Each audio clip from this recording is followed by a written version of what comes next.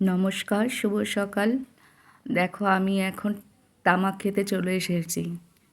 আমি এই প্রথম দেখলাম তামাক ক্ষেত এবং আসলামও প্রথম। আমি কোনো দিন দেখিনি আগে।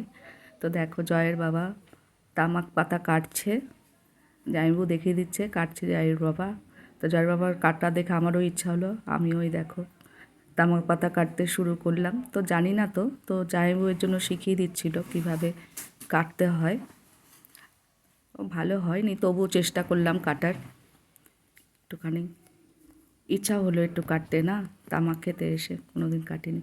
এই তামাক চাষের ক্ষেত্রে কিন্তু খুবই এদের পরিশ্রম করতে হয়।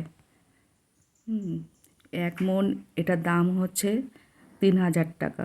তো এই 3,000 টাকা পাওয়ার জন্য অনেক পরিশ্রম করতে হয়। 4 মাস সময় লাগে, বীজ রোপণ থেকে শুরু করে তামাক পাতা রেডি হওয়া পর্যন্ত 4 মাস সময় লাগে। তারপরে এটা বাজারে বিক্রি করার মতো তৈরি হয়।